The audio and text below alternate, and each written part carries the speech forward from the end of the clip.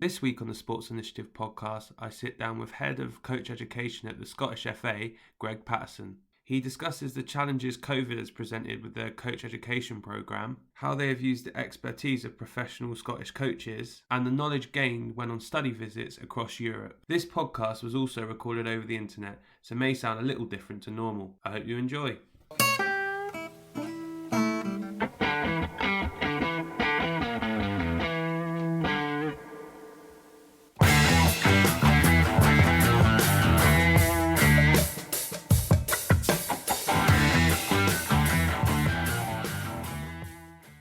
Perfect. So, Greg, first of all, appreciate you giving up a little bit of time to do this. I guess first question is, how are you? How's your family and everything in this strange COVID time that we find ourselves in? No, it's a pleasure to be here, Michael. Thanks for having me. And we're all good, thanks. We're all good. I think, what day is this? This is Thursday. This is Thursday now. You get so confused, don't you, with days of the week and things. So I think the reason I'm asking what day it is, I think the last count 13 weeks passed on Tuesday. That I've now been working from home. You know, I remember a meeting on the 17th of March, Tuesday the 17th of March, and at Hampden saying that was us, you know, on you go. And kind of, you know, that's you're working from home now. So it's been a long time. In some ways it feels like 13 months. In other instances it feels like just 13 hours. You know, it's whizzed in some regards as well. We've just been so busy in coach education, and it's been good for me to be around the family. Yes, still very busy, and sometimes living under the same roof as the family, but not necessarily seeing them. But no, listen, it's been great to get out with even a daily walk. Even myself and my wife are saying, maybe, once lockdown's passed, we should do a daily walk with the kids. But you're just so busy. Normally the kids are running about to different, football and swimming lessons, and wee ones get dance lessons and different things. You're normally running about to all those different things that you don't have time for that family walk for maybe an hour and a half a day, which has been nice, albeit that I might be spending half of that time on the phone or whatever. So no, it's been good. And as you say, strange times indeed, and it'll be interesting to see how we come out of it. I mean, I guess for you, it's presented some challenges within your role, particularly having to do stuff remotely. Do you just want to talk and explain to people kind of what your role is, and then go through maybe some of the challenges you faced recently and having to engage online more, I guess? Yeah, so my role in the Scottish F.A, I'm head of coach education and development with the Scottish F.A. So to give you that kind of potted history as you suggest, Michael, football in Scotland stopped on the 13th, Friday the 13th. That'll be forever etched in my brain. Friday the 13th of March, football stopped in Scotland, and then, as I said earlier, Tuesday the 17th of March, we were sent home from Hampden to work from home. So from that point in time, we kind of drew a line in the sand. We looked at courses that were booked, spoke to our chief medical doctor at Hampden and with the Scottish F.A, Dr. John McLean, and John kind of predicted, he said, you'll be in this for maybe 12 to 14 weeks.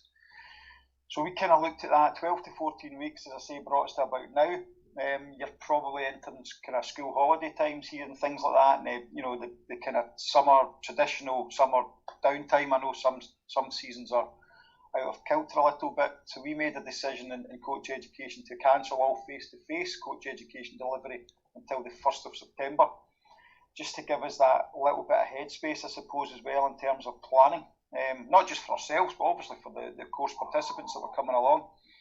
So we made that decision, that line in the sand, to the 1st of September. So our first aim and objective was really to try and replicate learning or coach education courses for those people that had committed to courses up to and including the 1st of September. And that took a long time. The coach education team is very small. It's only myself, 2 coach education managers, a coach education coordinator, and an administrator. So it's a very small team, but we lean heavily on our regional structures throughout Scotland. But the team worked very, very well. We kind of worked round the clock for the first 3 weeks, and I kind of laugh when I use the Thomas Edison analogy just now, Michael. The Thomas Edison, everybody thought he was nuts. He came up with 1,000 ways to try and, invent a light bulb and electricity before he actually came up with the right answer. And that was a little bit like what we did. That first 3 or 4 weeks of lockdown, that's what we were engaged in, was how on earth do we try and get these courses that we're so used to delivering in face-to-face formats, how do we get them online? So I think after week 2 we were chucking it, we were maybe just, do you know what, let's just go into furlough, I don't think we can come up with anything. In week 3 we got a little bit better, and then things would happen and we'd explore different possibilities, and eventually we hit on something that we thought would work, very well after all that hard work. So as I say, we managed then to contact all those people that had committed on courses until the 1st of September, and then the feedback was absolutely fantastic. We believed in what we were trying to do as well. We believed in the product we had built online for a lot of these courses. And then the kind of format we had in place worked for different courses. So the courses that we started to offer grew and grew. And then every single course we started putting out in advertising was becoming fully booked.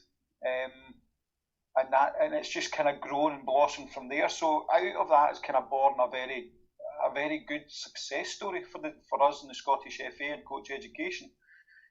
Because we've now got I think when we come out of lockdown now, we've got a kind of period of reflection we'll need to go through and see how much do we want to maintain online and how much do we want to go back to that modern traditional method of face-to-face. And I think there'll definitely be a hybrid model, but so that's the kind of way, that's why I'm saying earlier on, the period's kind of whizzed by. So that's the kind of potted history, if you like, of our past 13 weeks. So what does the pathway look like in Scotland? Is it similar to the English FA, or is there differences? So our pathway, I laugh, our pathway is probably, let me get this right now, our pathway is horizontal as it is vertical at times. So we've got courses for youth and adult players. So your main pathway, as you've alluded to there, Michael, you know, which includes the B licence, the UEFA B licence, UEFA A licence, UEFA Pro licence. We've then got a pathway for children's coaches, for futsal coaches, for goalkeepers, and we've recently launched a talent ID pathway as well. So we've got all those different pathways. The starting point for everything is exactly the same. You do an online children's wellbeing course, and you do what we call an introduction to coaching course. And it was introduction to coaching course we tried to first of all develop online. Thereafter, once you've completed them, you can then choose your specialism, I suppose, whether it's youths and adults, whether it's children's, goalkeepers, or those others that I talked through earlier. So you then kind of kick on and you go as high as you like in any of those pathways. So the main pathway, or the youth and adult pathway, you would do your introduction to coaching, your coaching certificate, so your youth and adult coaching certificate, your youth and adult coaching award, which would then take you into the C licence, the B licence, the A licence, the Pro licence, which is that traditional UEFA pathway that most people will know. The B licence for me is probably the most critical course, because from B licence you can go across to the goalkeeping pathway, you can go across to the youth pathway, you can even go into the futsal pathway once you get to that B licence. So that's the kind of pathway. It's a difficult one to explain without having a graphic in front of you. But there's just so much to it. So is it like the FAs? Yeah, it pretty much is like the FAs in a lot of ways. But it's also quite different. I think every FA's, you could look at 55 FAs in Europe. You could look at every single one, and would all be different in some kind of stretch of the imagination. But once you get to that UEFA pathway, C licence, B licence, A licence, that's always the same. But other associations will think that their needs of the game are slightly different round about that. So in terms of looking at that particular pathway, if we look at the going through that award and then going down the B licence, A licence type of stuff, how did you go about looking to move all that content online, and what were some of the key factors for you in doing that? I suppose the key factor, the key factor was, there was a lot of key factors coming in. We had a lot of applications in for our B licence, and traditionally we always deliver our B licence kind of as soon as the season ends in Scotland, as soon as it's Scottish Cup final weekend, although the Scottish Cup final was a bit earlier this year, which is probably mid-May. So we then go, the team basically takes up residence at Oriam, which is our National Performance Centre through in Edinburgh, and we deliver the B licence and A licence courses through there for that period of time. So that was one factor. So that whole month of activity, we just basically wouldn't have that if we decided not to go online. The amount of applications we had as well, and then obviously you've always got the finance director. There's no point lying about it. The finance director's always looming, isn't he? And he's kind of saying, we try to mitigate loss. People have obviously applied for a course, and then if we turn around and say, well, we can't deliver a course, then all that money has to go back out. All those subscription fees has to go back. So there was that point as well. And then you had the other thing that it very quickly came to pass that people were at home wanting to invest in their own learning, and that was a huge learning thing for me, or learning factor for me early in lockdown, was that the thirst, need and want from people to actually do more education. So out of this time has sprouted many people doing webinars when they probably never even knew what a webinar looked like 12 weeks ago, to literally hundreds of people. People getting on different conference calls to discuss things. So there was that kind of, all those different factors come into play to think, we need to go ahead with these UEFA licenses in some way, shape or form. So what we decided, Michael, was to basically we spoke to all the kind of guest expert speakers that we have on our B license and A license and said, spoke to them, got their kind of views on how they would like to do things online. It's easy to set up a webinar and allow people just to chat, just as you and I are perhaps doing just now, but we like to make things as interactive as we possibly can, so exploring breakout rooms and exploring different tasks and different things we could do in Zoom and the likes. So all that, again, came into play, and then we decided what to do was just to lift basically all our theory work and put that online. So, again, if I can think back to, times previously when we were delivering courses, in fact, when we deliver licensed courses, most of the time, generally speaking, the course would meet in the morning. We would do some theory work in the morning. We would go out on the pitch during the day, and then maybe early evening we would go back into the classroom and either reflect back on what we've done on the pitch during the day, or, there'd be another theory input. So all that theory input, we just decided, well, do you know what? Let's lift all that theory input out of the way and put it online. And let's deliver that part. So, we will hit the buffers, so to speak, because we've done all the theory now. We now need to go on the pitch. That's the next component part of it. But for the time being, we've done all the theory. So it'll be interesting to see now when we do get on the pitch. Are the course participants really now ready and able to hit the ground running? They've been afforded a time now where they've been able to concentrate on, what we're expecting of them on the pitch, as well as other theoretical aspects of being a coach, whether that be B license or A license level. So we can now really concentrate on working on the pitch and doing coaching practice, which is quite a nice thing because, I think back to doing all my courses myself, B license, A license, Pro license. If you've got a guest speaker in front of you, you want to listen to the guest speaker, but if you're first up on that pitch outside in 1 hour's time, you're panicking a little bit, and you're worried more about your session than you are about that guest speaker, standing in front of you. So that's maybe been quite a nice thing as well, in that they've been able to clear their head from that panic and that pressure that they might put themselves under. As I say, so, looking forward to getting out on the pitch with the group now that we've spent those kind of week-long periods. So we're in the middle just this week as well of an A license, so it's just been kind of week-long chunks, if you like, of theoretical input to those course participants.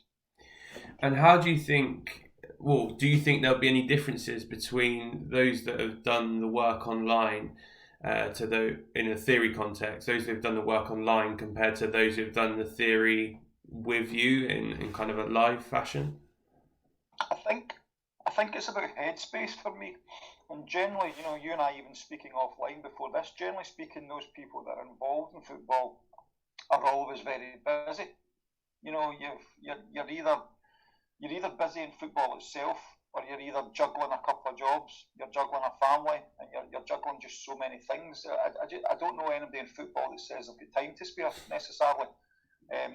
So I think that's maybe been quite a nice thing, because people have maybe during this lockdown period had a bit of time to spare.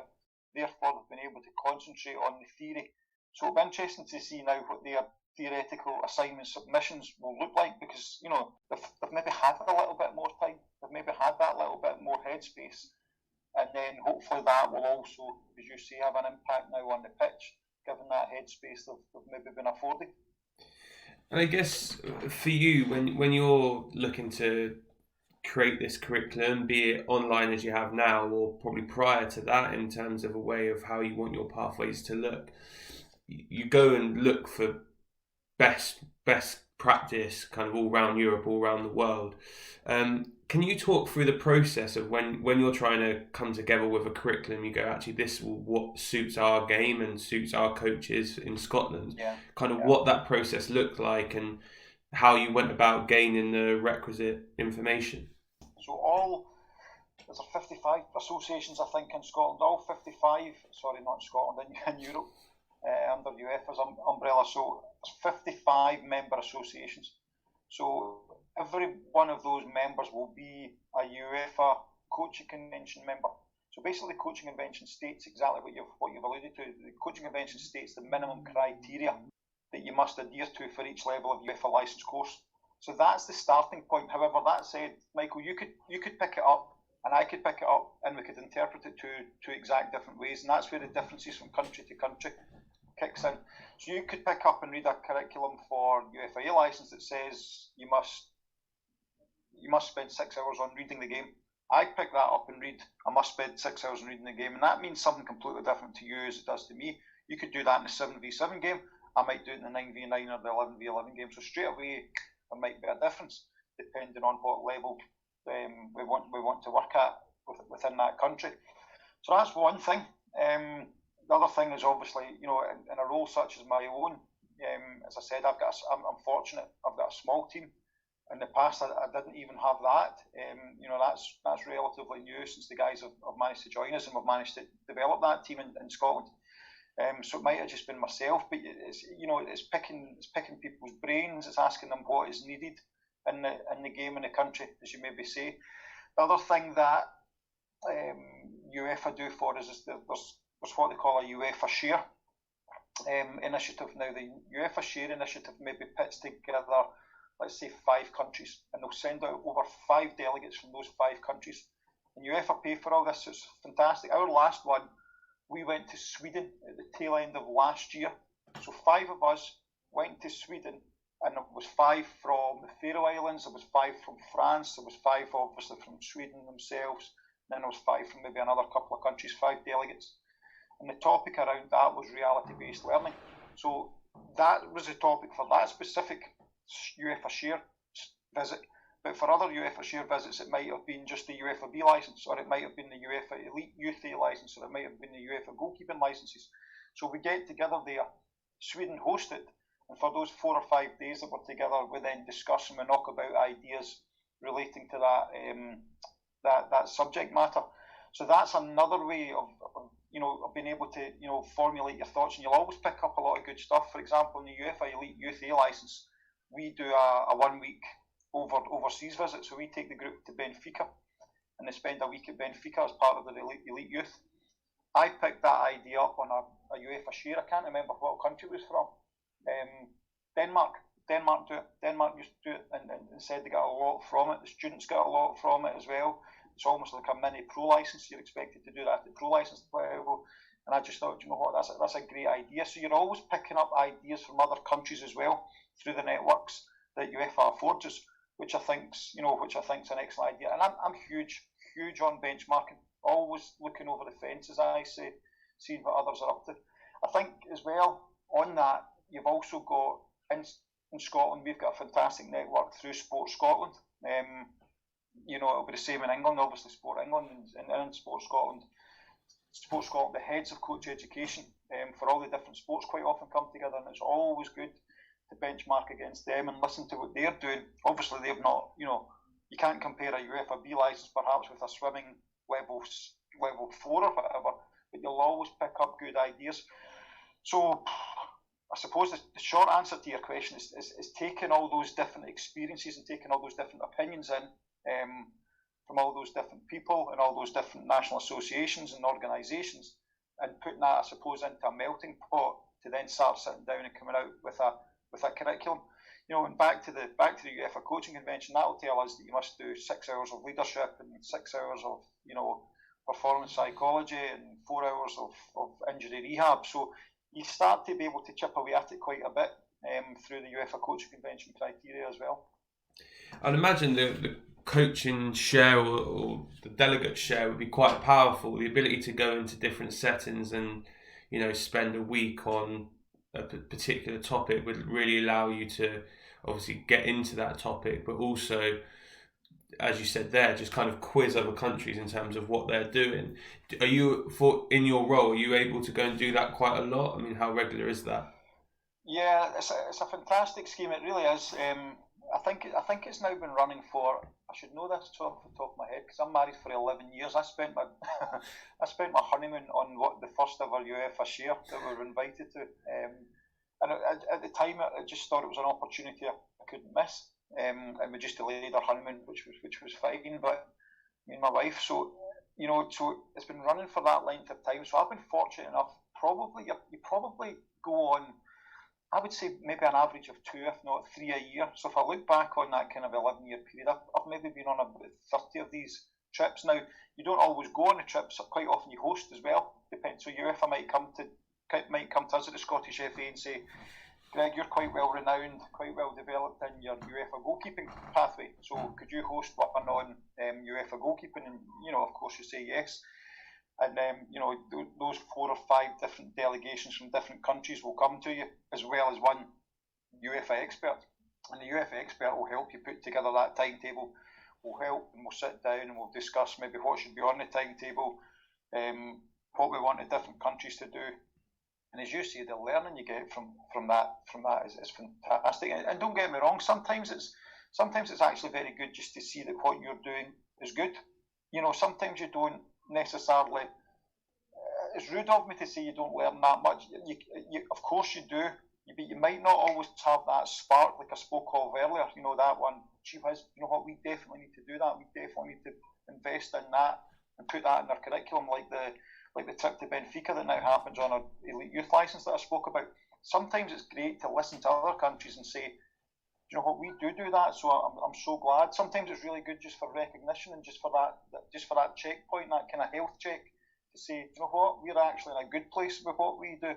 Or because the countries might be saying, does anyone have any solutions to this? And you can say, well, gee whiz, yeah, we've been through that unfortunate period as well, and here's how we come out of it, and here's how the course is now better for it. So as you say, fantastic opportunity, and some of the people that you meet on these are just they end up being good contacts that you can pick up the phone to or drop an email to, depending on the language barriers at times as well. But yeah, a fantastic initiative from UEFA. And is there any visits that you've been on that are quite unique in terms of the way that they deliver it compared to other countries? Anything that's particularly stood out?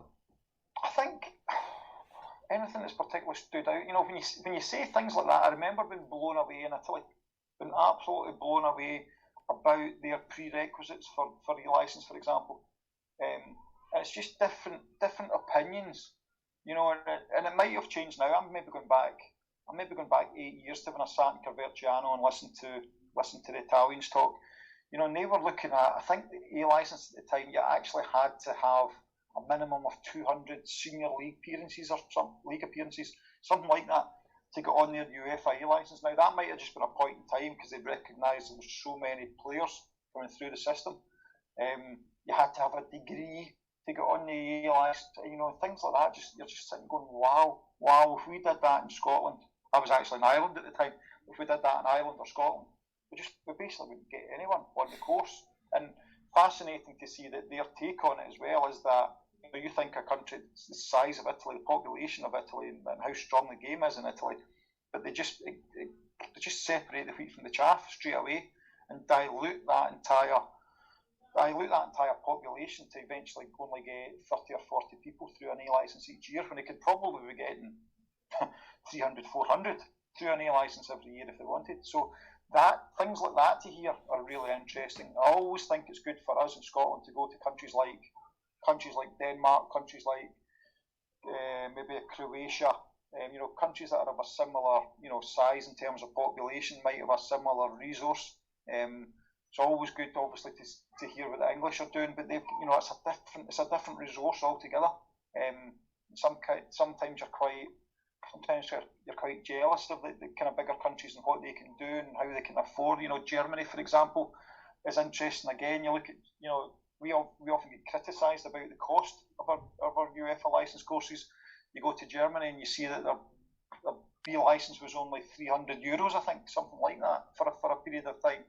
But then when you actually look under the car bonnet and you see what the punters get for the €300, again, without being rude, they probably don't get as much as we gave them, for the money they pay, and maybe a Scotland and an England. But that's just because they've got a huge resource that they can reinvest back that other countries don't have. So there's things all the time. You're right. It's not just about that curriculum. You can learn things all the time about the infrastructure of the country and different things. And it's always fascinating for me to you read web articles or you read people having a pop at this is what's happening in Scotland and this is what's happening in England and this is what's happening in Germany. Look at Germany and look at this country.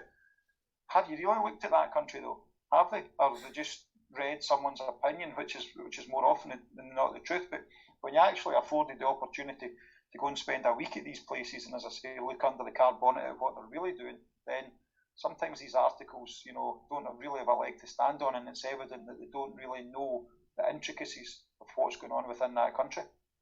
Yeah, I think that's a common thing, particularly on like Twitter and stuff like that. You'll see something flash up and you'll read it and you'll go, wow, if that's true, that's unbelievable. And then you dig a little deeper, then you find some contacts who might have been out there and you'll go, well, no, they have this and all that type of stuff. And I think it's really interesting, the opportunity to go into places and have a look, like you said, behind the curtain definitely allows you a better perspective of quite a lot of the time. A lot of the work you're doing is good, and a lot of the work that you're doing is similar. From my personal opinion, I don't think anyone has like a golden answer to say, oh, if you do this, you'll produce players, or if you do this, this is what's going to get the best coaches. Everyone does the same things. You just have maybe in certain countries a really good buy-in to the system, or you might have a particularly good coach educator who really speaks and can articulate themselves well, which helps get those people through. And sometimes it does come down to one or two people in the right positions that just allow a system or product to flourish.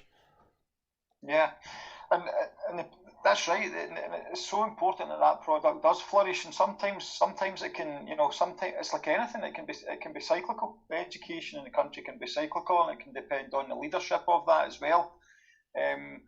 So no, it can change. It can change so much. I even look back on, I spent 8 years in a similar role in Ireland, and I look back, and the guys have changed the pathway over there since I left. And it's just, things change, and nobody's doing it to be bad. People are doing what they think that, for the right reasons. Absolutely for the right reasons, So, and as you say, things will change, and things might take a little, or there might be more of an emphasis placed on something, and that might come from strategy. It might come from the board to say, what we need to do. We need to get more B licence holder. I remember when I was in Ireland, we had to get more. What was it? We had to get more people. It was a lower level course, but we had to get more people through Kickstart, what was called Kickstart 2 at the time. And we made a conscious effort then for a year to mix out another course to try and get as many people and afford our staff the opportunity to deliver more of these Kickstart 2 courses. Now, it never necessarily worked like that. Or I don't know, 3-4 years later, did we notice the throughput better from that? No, not really. But you're right, it's just everybody's doing everything for the same reasons, and sometimes, and that the reason is to try and make football better, to try and essentially get better players on the pitch. But first and foremost, you've got to get better coaches. And then for you guys, kind of, this will be my last question before we divulge kind of into your background and dig into what you've done. Curriculum, how much is based around the needs of like the first team? So the example I use, I know in England at the moment there's a lot of talk of kind of being able to produce fours and what they want fours to look like, or having independent decision makers, and I think that's something that's come down from higher up to say these are the type of players that we want at the top level, and something that you guys do in the Scottish F.A. as well. Absolutely, it is, and we do a lot of work with our performance department. So the coach education sits in football development. We've also got a performance department who are probably more of the player developers, if you like. They're the ones that look after our underage international teams. That Malcolm Mackay heads up that department. So you've got kind of Malcolm Mackay working in there, Scott Gemmell, Brian McLaughlin, people with good history and good standing in the game who work with, who have probably have a more hands-on approach with the clubs. So we get the coaches from the clubs perhaps to come to coach education, and we try and develop them. So more and more we're leaning on the guys in performance. And the reason I tell that story is because they're in the middle just now of writing their national plan, probably alluding to what you're suggesting. What's the Scottish way? What does a future Scotland international look like? And that's what the guys are currently delivering just now. But in the absence of that, we still work very closely with the performance department and trying to get there. And of course, the clubs will all have their different opinions about what a future Rangers player looks like, or a future Celtic player looks like, or a future Aberdeen player looks like. You've got all that in the melting pot as well. But essentially, what you've got to try and do, I think, is come up with a coach who has the competence. And there's a lot of competencies now to be a coach, and that's a big thing. It's not just. I think maybe traditional coach education 5 or 6 years ago would have maybe just dealt with the on-pitch stuff. And I mean, as recently as 5 or 6 years ago, I definitely notice a shift now, even through the UEFA coaching convention. That is, in Scotland, we've always been, I think, well thought of because of the amount of on-pitch work we've done, the amount of time we spend on the pitch. But more and more now, when I see criteria coming through from UEFA, it's very much 50% on pitch and 50% off pitch, and that perhaps reflects the game. And from what when we're speaking to, whether it be the guys in the performance department or whether it be the head coaches at clubs, is the time that's now spent off pitch. The performance psychology side of things, the performance analysis side of things, the sports science, and all these different things. Mental health was barely considered 5 or 6 years ago. Now we've got mental health courses or modules on every single course we do. So I think things are evolving, but it's that kind of more holistic approach to being a coach. So it's no longer just about can you take a training session and can you take match day. It's about can you take training session, can you take match day, can you work on the club's policy, can you work on individual development plans, can you do gradisation, can you blah blah blah blah. The list goes on and on. So I think that's the reflection now, more so I think going forward in the future for coach education as well, to harness all those different aspects. And we certainly get that. I certainly get a lot of that. And it's interesting, this week on the UEFA licence, we're working with Jack Ross, who's the Hibernian manager, Robin Nielsen is the Dundee United manager, Brian Rice is the Hamilton Accies manager, then we've got Scott Gemmell, our under-21 manager. So they're there as course tutors with us this week. And it's interesting listening to those type of guys, particularly Jack. Jack's always said to me, you know what, Greg, coach education's great. And he said, I learned a lot from coach education. He'll always push his coaches to go and do more coach education. He thinks coaches need to be more educated, essentially, because players will ask why coaches are doing things now. Again, traditionally, 20 years ago, certainly when I was a young player, you'd be too scared to ask your coach why we were doing anything. But now it's, Gaffer, why are we doing this? Why are we doing that? Why are we doing this exercise? So the coach is therefore got to be more organised. And Jack and I have had a couple of conversations about, in the club environment, it's not always a case that you've got 16 players and I want you to go and do a session. That doesn't happen. Because the gaffer might come down and say, I want your right back, your centre midfield player, and one of your strikers. Why? He says, well, I need them to do a shaping session, or I need them to work need them to work towards what we're trying to achieve in the game. The first team manager says that, and you lose through maybe 3 or 4 players out of your session. Then how do you adapt? You've no longer got the 16 players that you're nice and comfortable working with. So I think that kind of reality-based methodology. So, do you know what? You've planned and prepared there for 16. You've actually only got 12, and you've only got half a pitch. And I think maybe in coach education, certainly in my time, I've been guilty of maybe affording people the nice, you've got a full pitch, you've got 16 perfectly pumped up balls, they're all nice and clean for you, and you've got enough bibs, and you've got 16 players, and if you've only got 15, I'll make sure I'll give you a 16th player. But the reality is that equipment might not turn up, you might not get one goal, there might be one side of the pitch is flooded, you can only use the other side of the pitch. all those different things come into play that test the coach on that kind of week-to-week basis when they're working at their clubs, depending on what level they're obviously working at. As best as possible, that will be limited. But I think all those things, in terms of modernising coach education and giving people a better learning experience. But yes, certainly we listen to both our colleagues in performance as well as those guys that I spoke about who are currently working in the Premier League. I think there's two things that are really interesting there. The first one is the fact that you've got that calibre of coach that's coming in to work with the candidates at the top end is brilliant, because one, it gives your younger coaches or the coaches that are going through that pathway the ability to probe or ask questions, probably of people that they respect and maybe watch their team at weekends and stuff, to go, oh, why did you do that? And the rationale behind it, which I think that's a really good and useful tool, I'd imagine, for the guys on the course. Yeah, absolutely is. And the thing that blows me away about each of them that I mentioned was it's a quick phone call. You hear players, don't you? Players make announcements that often. When Man United said they were after me, it was a no-brainer. These guys, it was like, we sat down as a staff, a coach education staff, and we thought, who have we seen recently on pro licenses that we liked? Who do we think conducts himself well and things like that? It's almost like us doing a recruitment selection, if you like, or maybe even headhunting. Then right, do you know what? They'll not have time. Let's pick up the phone and ask them though. And it's a 1 minute phone call for me. Fantastic, Greg. No problem. When do we start? Let me know what you want me to do.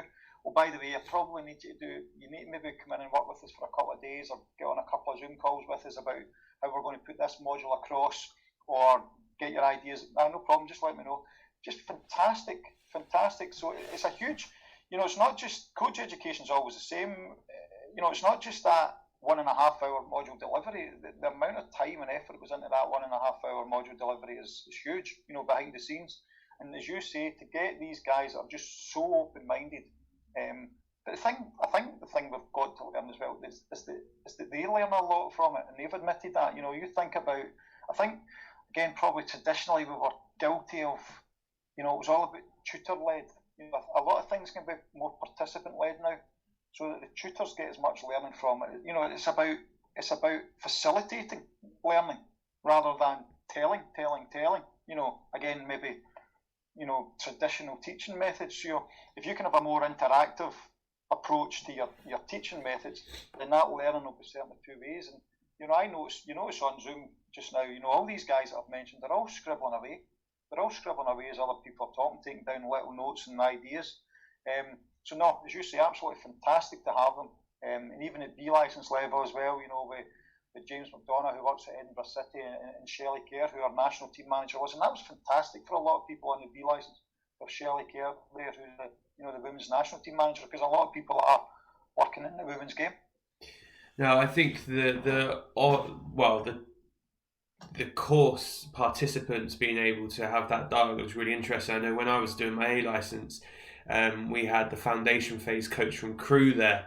And one of the tutors said, can you talk through your club's philosophy about not having any defensive topics in their curriculum? And it was a really good way of challenging some of the ideas of what other clubs do, in terms of he basically just went through the curriculum as to why they don't have any. They have certain setups for things like throw-ins to try and help the kids out, and basically just went through the rationale of why they do it the way that they do it and how that affects the players and what they found.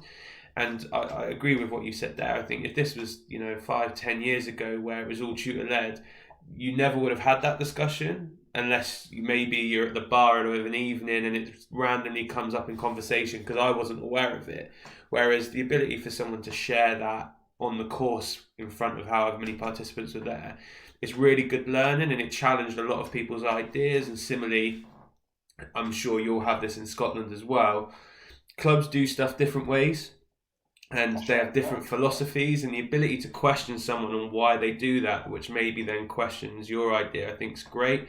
I know from one of the study visits we did up to Scotland was with Celtic, with their band ideas about the weaker foot stuff. Really good way of challenging us to go, oh, well, are we doing enough to help our boys with their weaker foot and all that type of stuff? I'm sure you would have learned lots from that kind of environment where you're allowing people to divulge what type of stuff they do and how they've had success or what pitfalls they've had.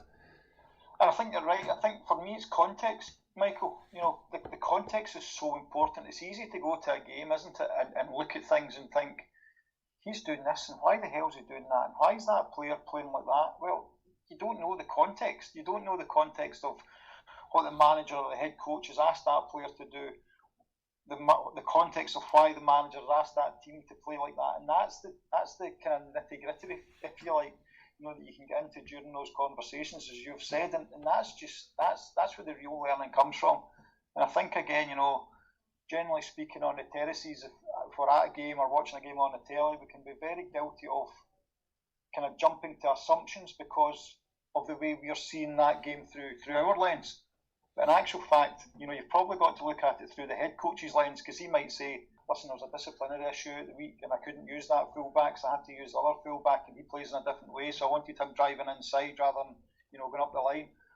You just don't know. You just don't know all these different nuances that are going on and idiosyncrasies that are going on throughout the club. And as you say, to get I suppose up close and personal with these guys and hear their opinion and hear them give their reasoning as to why that happens in that way, only then can you start sticking your hand up and asking questions, and that's where the real learning happens. I think going back to what we were saying before, the other thing that I thought really came out of what you said, which is interesting, is the idea of preparing people for something they're not prepared for. Because I think, as you said, everyone's guilty of going, well, I'm going to have 16 players, I'm going to have this much of an area. And on a course, that looks great because you have that things because they prepared them for you. Whereas the idea of preparing them for a situation that doesn't arise like that, I think is great. And I think that that will really help when people go back. Have you found that people have found that useful when they've then gone back to their clubs and those types of situations arise? If I'm being honest, we've not done a huge amount of it. What we've started doing a lot of on our elite youth licence is asking them to work with 8 or 9 players. So asking them to work with a very small group of players. Now that might happen, or it does happen. Sometimes you're working with youth teams and you end up with that kind of number. So we've asked them to do that. I remember years ago, just a fantastic morning with one year. I was working in Ireland, and Lee Carsley was kicking about. And Lee was very interested in coach education. He's obviously working with Eddie Boothroyd now as under 21s in England. Lee just wanted to go for a cup of coffee, and we sat down and we chatted through kind of coach education. And he spoke about him as a player, which was just great to hear. And he spoke about, he thought he knew it all because of the level he'd at the game, and he couldn't believe what he didn't know when he then got into coaching. And he alluded back to him being a player. And I think, was it Coventry and Coventry went bust at the time, and he said, that's when I learned most as a player, because there was no kit man, and I had to take my own kit home and I had to wash it. There was no sports scientist at the club because the club was in administration as well. And he said, the boys and myself with no idea how to make up protein drinks, with no idea how many scoops to put in it, how many millilitres of water or milk to put in it. So he started talking about then when was it Brentford he was working at initially, I think, with under 23s or whatever, and he started speaking about, he'd asked the kit man to take a day off. I can't take a day off, the players are in tomorrow. No, take a day off. So that the players would come in then and their kit's not ready. You can get your kit ready yourself. So that learning, as you've said, so it's putting it, I suppose the learning, whether you're a player or whether you're a coach, what I'm trying to say here is it's about putting those speed bumps in the way that help prepare you for the unprepared, as you called it, I think earlier. And helping you, the speed bumps aren't too big that you're going to come to a shuddering halt, but you might just learn a little thing. Those boys that day the kit man was off might have just learned where the kit was stored, and they might have learned where to put it at the end of the day, or they might have learned how to make up that protein shake. Simple things, but simple things that you need to look after yourself, whether you're a player or a coach as well. So I always look back on that morning with Lee that I maybe had 8 years ago, and just how valuable it was. And as I say, preparing people for those speed bumps they're going to come up, they're going to encounter somewhere along the line. No, I think that's a really good way of doing it. I know I've mentioned before on here I feel like my grounding a lot came early in my coaching journey, if you like, where I wasn't just doing football, I was doing all sorts of sports. And I'd get dropped into a session because someone hadn't turned up, and I'd get a phone call from my boss saying, can you come and deliver this session? Or, I was delivering volleyball, never done volleyball before in my life, like apart from maybe on a beach as a bit of a laugh, and then I'm having to coach kids it.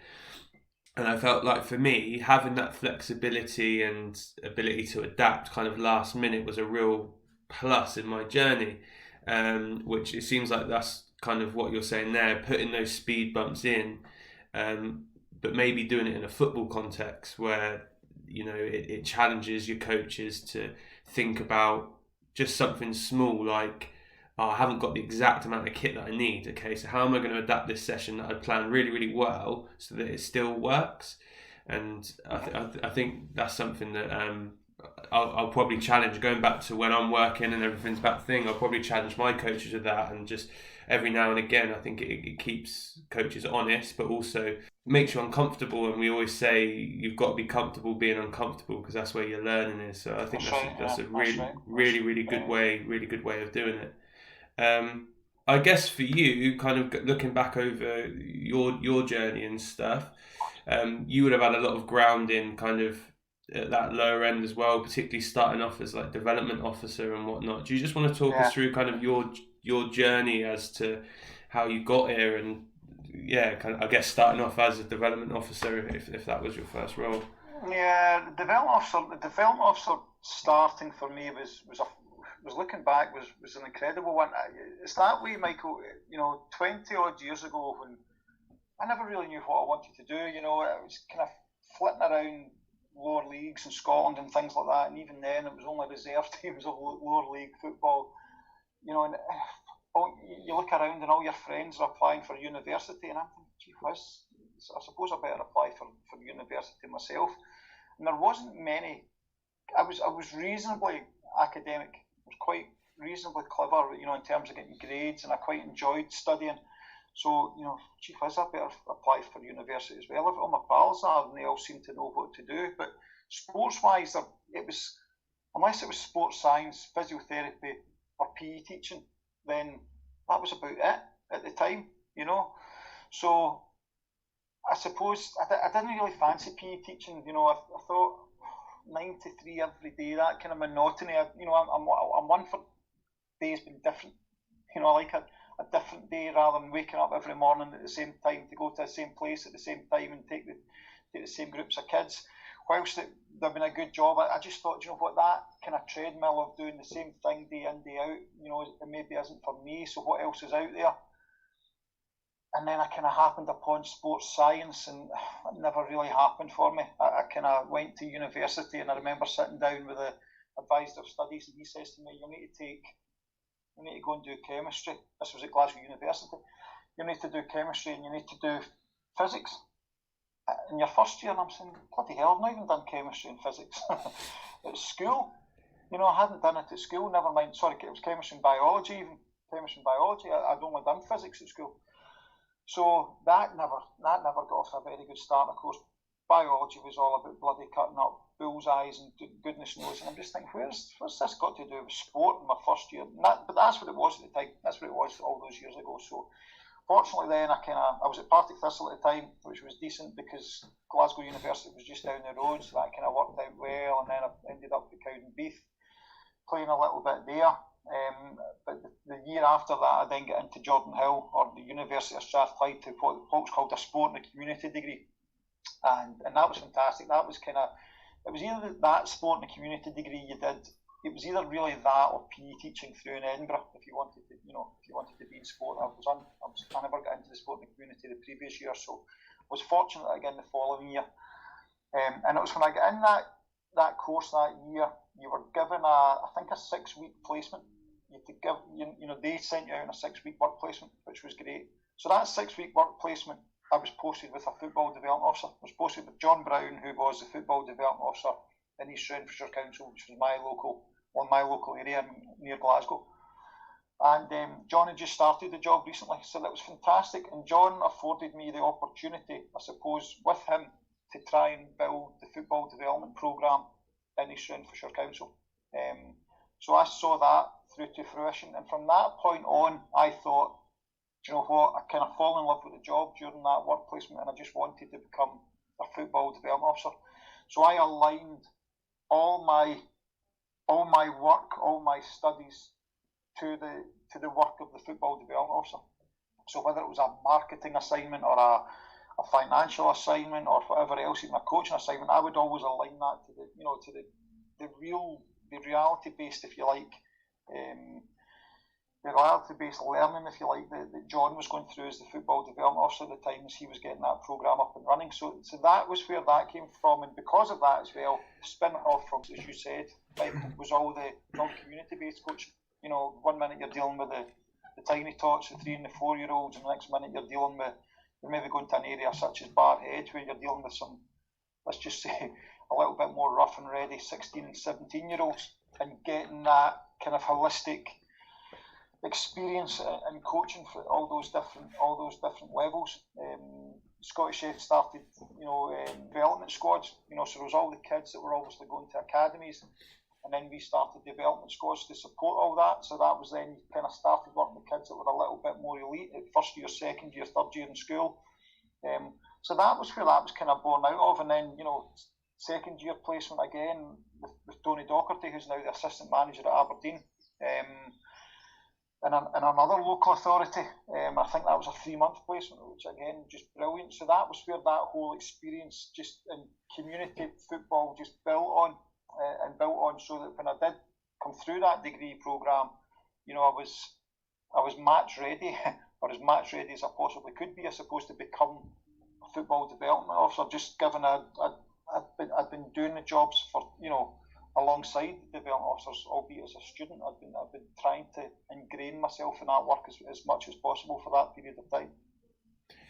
And then, obviously, I'm imagining, as you said there, it gave you a real good grounding when you're within that role of having an understanding of what your younger ones need and what that looked like, what your older ones need and what that looked like, because you've been into the field and you've actually done it. Yeah, that's right, and I think that's so important as well. But alongside all that, you're obviously delivering the grassroots coach education as well. So you're learning all the time, as well as doing your own B licence and A licence and everything else. So you've just got that whole melting pot that you've got at that point. You're just a sponge, I think, at that point in your life, and so many coaches will probably be able to allude to that. Just that. Now, I always ask the question at the beginning of a B licence, what's your average number of hours that you're working in coaching? And you get, I'm pointing at the screen here because obviously we did it in Zoom, and the answers are flashing up at 30 hours and 40 hours, and it's the same in the classroom. When you start a B licence, I do 30 hours a week coaching, I do 40 hours a week coaching, I do 25 hours. That's the kind of average hour, or answer that you get is probably 25 hours. But that answer for 25 hours coaching, that's not with one team, as I've said. That's these people that have got this real thirst to learn at that point in their career at B licence level, as I would have been at the time. It's generally coming from all different backgrounds. Yes, they might have a grassroots under 15 team, or they might be working in an academy with an under 16 team or whatever. But generally speaking, there's a lot of coaches. Most coaches, I think, are probably picking up that little bit extra, with lower level grassroots teams, or maybe a little bit of one-to-one coaching, or maybe a little bit of community-based stuff, or just even hiring out the local church hall to get some kids in. But that, as you've said, Michael, that all tips into those experiences that are just so valuable, and just help you build and learn as you go. And then I guess for you, when you've done those couple of years as the football development officer, what was your next step? Obviously, you knew that was your career that you wanted to go into.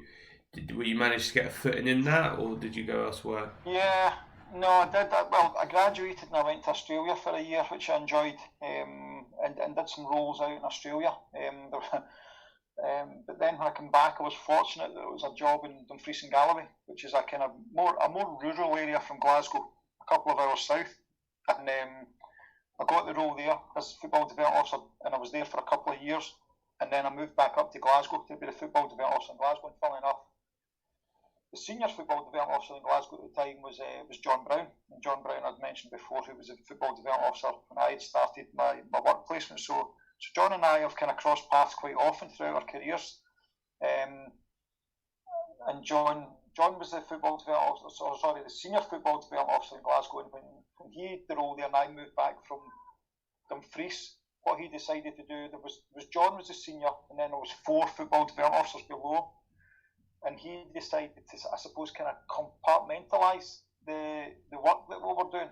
So one of the boys might have done more kind of, community-based programmes. One of the boys would have done the 4v4s, the 7v7s, and all the planning and prep and everything for that, the weekends, and working with the league structures.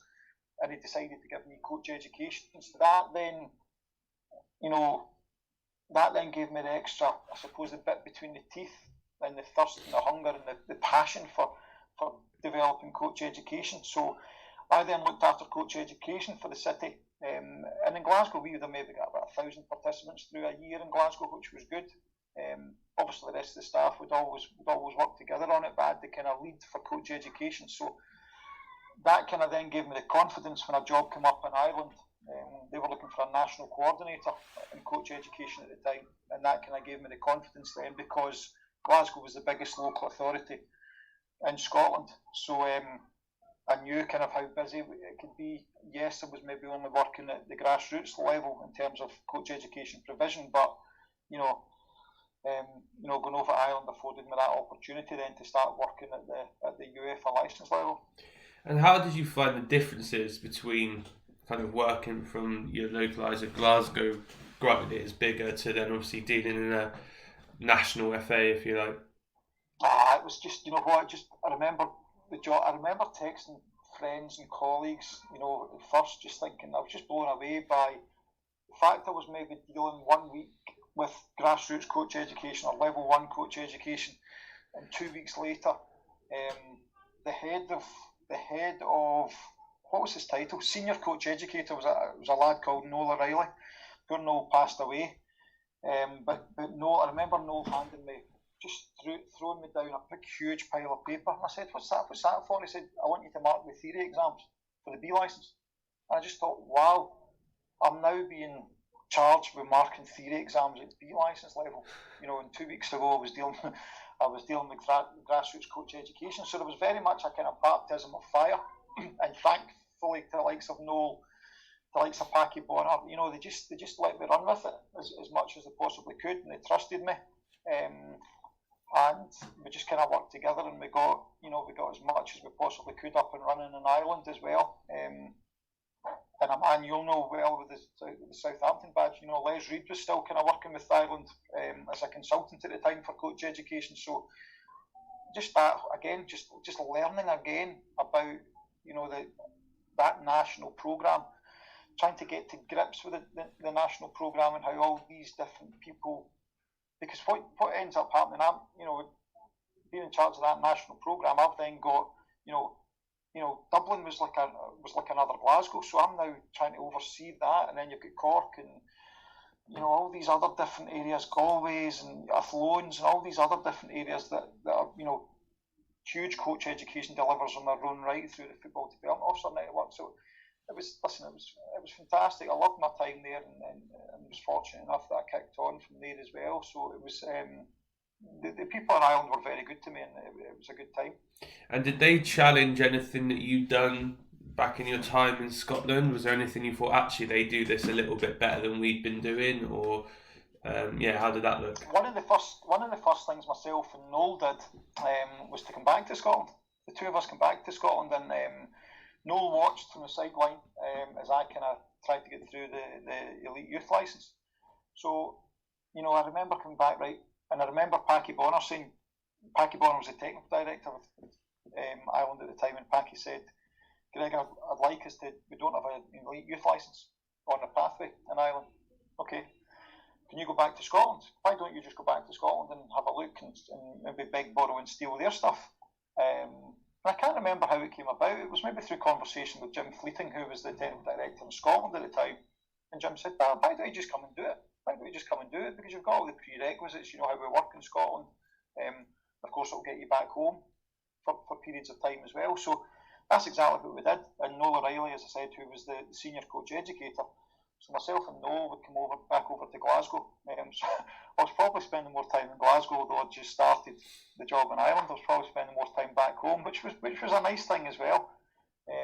As I went through that kind of elite youth licence, and Noel obviously watching from the side of the pitches so it was good that I was going through it, obviously try to develop that course over in Ireland.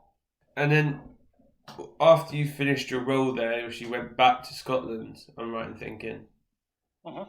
And what role did you take up when you went back to Scotland, and what did that look like? There was I think Donald Park was the head of coach education.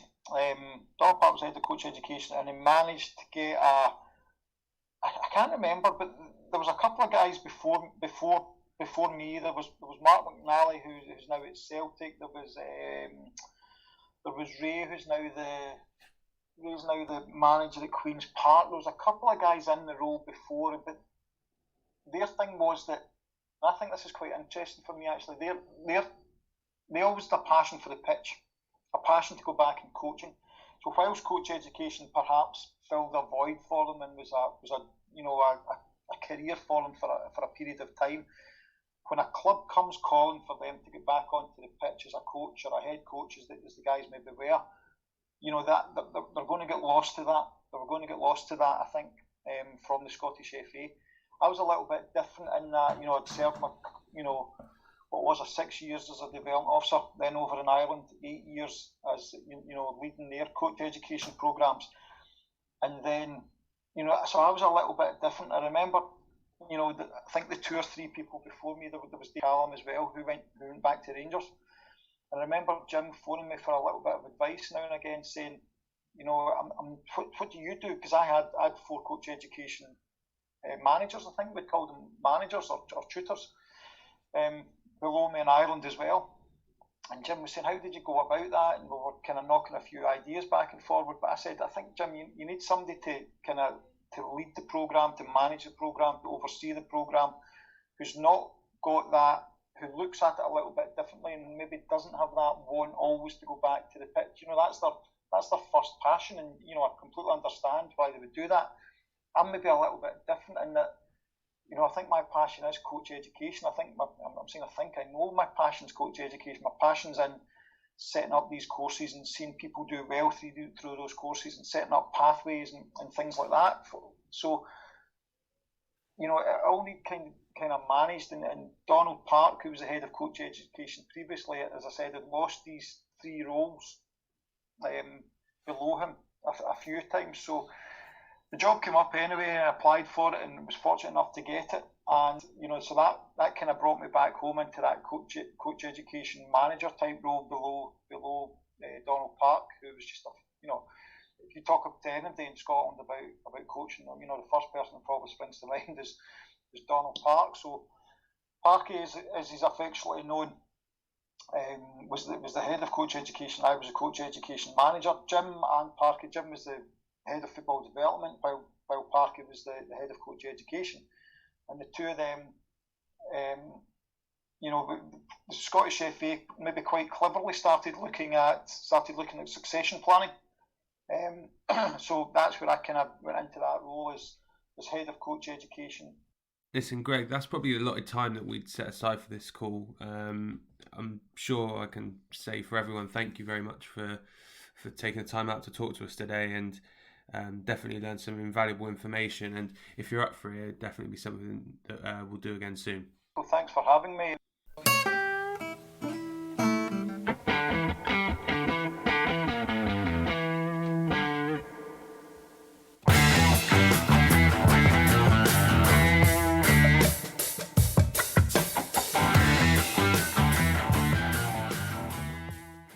Thanks for listening to the Sports Initiative podcast with me, Michael Wright. Please remember to follow us on Twitter, Facebook and Instagram at the Sports Initiative Podcast, and share this podcast with friends and family.